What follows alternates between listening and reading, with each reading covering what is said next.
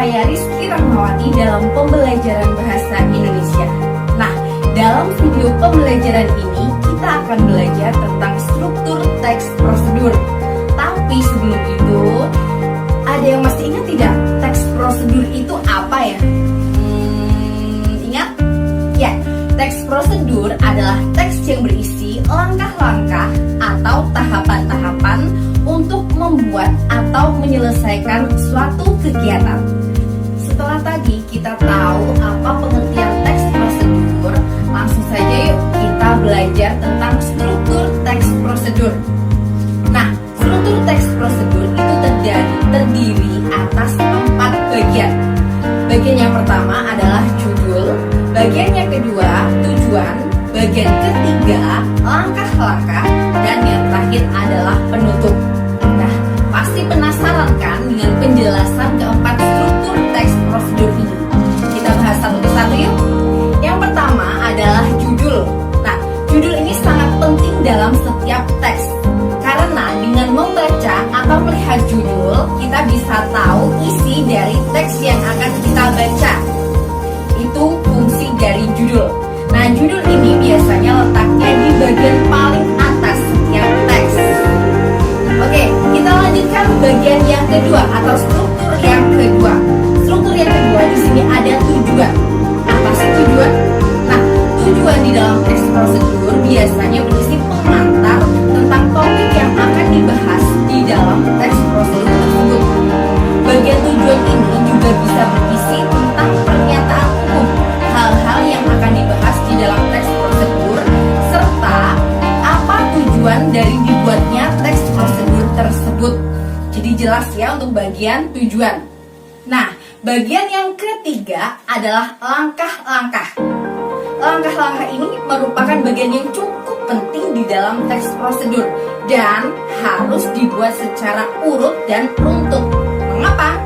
Karena teks prosedur itu sendiri dibuat untuk sebagai acuan atau panduan dalam melakukan atau membuat sesuatu hal.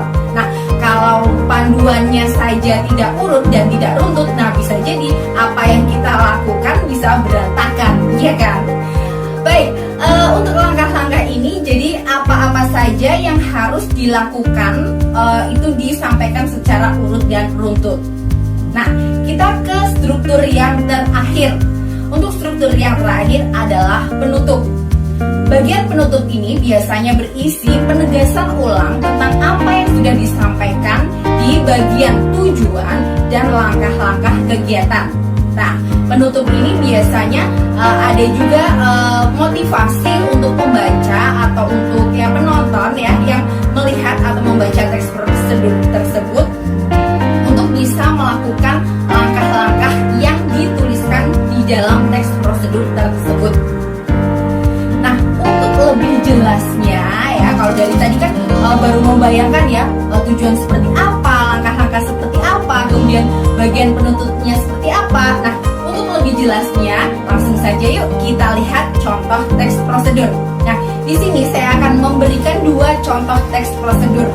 Contoh yang pertama berupa teks tulis dan contoh yang kedua berupa video teks.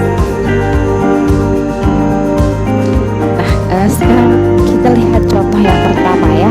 Di sini ada teks prosedur berjudul proses membuat gulali dalgona. Nah, prosedur membuat gulali dalgona ini itu merupakan judul. Setelah judul, di sini terdapat tujuan. Gulali dalgona kini tengah menjadi tren melalui tes serial Netflix berjudul Squid Game yang membuat banyak orang ingin mencoba untuk membuat gulali dalgona sendiri. Membuat gulali dalgona tidak susah, namun jika gagal akan menjadi pahit. Berikut langkah-langkah membuat gulali dalgona yang baik dan benar. Nah, yang baru saja saya bacakan itu termasuk dalam tujuan. Di dalam tujuan itu ada penjelasan sedikit tentang gulali, tentang gulali dalgona. Kemudian di situ ada tujuan dari pembuatan teks prosedur ini, yaitu membuat gulali dalgona. Selanjutnya di sini ada beberapa langkah, yaitu ya langkah-langkah untuk membuat gulali dalgona. Langkah yang pertama, lelehkan 2 sendok makan gula di api kecil. Kemudian yang kedua, matikan api dan masukkan baking soda. Kemudian aduk hingga mengembang. Langkah yang ketiga, tuang ke wadah, kemudian cetak sesuai keinginan. Gulali dalgona siap disajikan.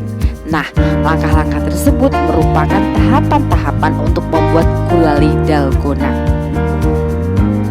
Nah, sekarang kita ke bagian penutup. Di sini ada kalimat penutupnya.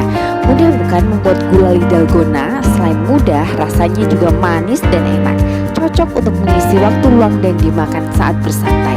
Selamat mencoba. Nah, itu bagian penutup dari prosedur membuat gulali dalgona. Mudah bukan untuk dipahami tentang struktur teks prosedur. Nah, saya masih punya satu lagi contoh video prosedur. Langsung saja kita saksikan bersama.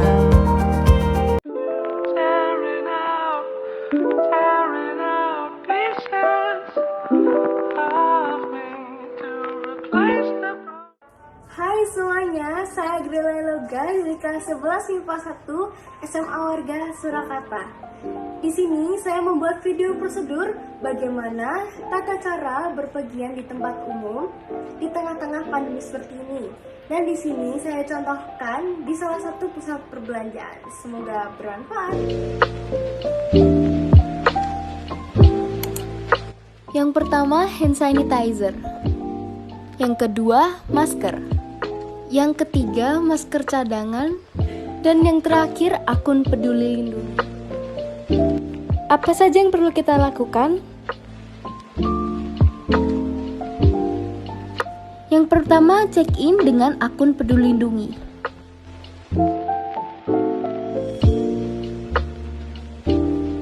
Setelah itu, gunakan hand sanitizer yang telah disediakan. Yang terakhir, jangan lupa cek suhu. Dalam penggunaan eskalator, kita harus tetap menjaga jarak kurang lebih 3 langkah dari pengunjung lain. Jika pada lift, ikutilah stiker petunjuk yang ada pada lift tersebut. Gunakanlah hand sanitizer setelah menyentuh tombol yang ada pada lift. Lalu, bagaimana jika ingin makan di tempat makan? Setiap tempat tidak selalu menyediakan QR Code. Jadi, jika ada, bukalah akun Peduli Lindungi, scan QR yang tersedia, dan lakukan check-in. Jagalah jarak saat memesan sesuai tanda stiker yang ada. Saat makan, tetap jaga jarak sesuai program kesehatan dan waktu makan di tempat hanya 60 menit. Yang terakhir, bukalah aplikasi Peduli Lindungi dan segera lakukan check-out.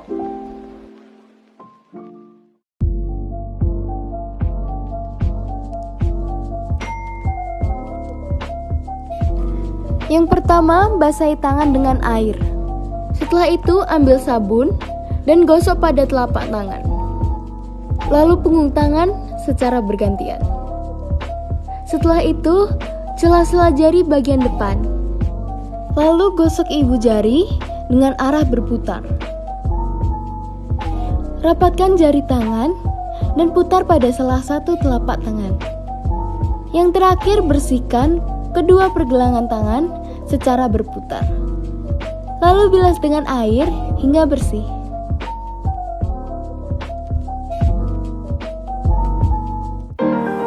Setelah Anda melihat 2 contoh teks prosedur yang saya berikan, yang satu berupa teks tulis, yang satu berupa video prosedur ya, saya berharap Anda bisa lebih memahami materi struktur prosedur ya.